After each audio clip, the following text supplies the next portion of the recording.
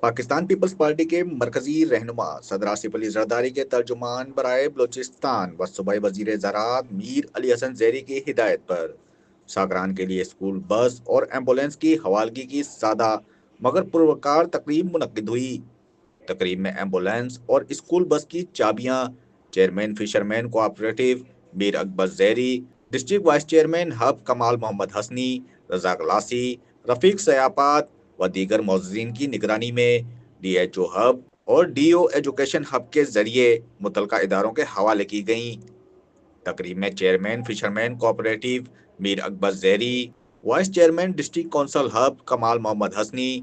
عبدالغنی چنال، رفیق سیاپات، سابق ناظم ساکران حاجی ملوک بنگلزئی، عبدالرزاق لاسی، عزیز گرگناڑی، چیئرمین حسن پیر راشد بروہی، غلام نبی محمد حسنی اور عبد المالک مندرا سمیت دیگر معززین شریک ہوئے۔ شرکا نے اس اقدام کو ساکران کے عوام خصوصاً تعلیم اور صحت کے شعبے کے لیے اہم پیش رفت قرار دیتے ہوئے صوبائی وزیر زراعت میر علی حسن زیری کی کاوشوں کو سراہا۔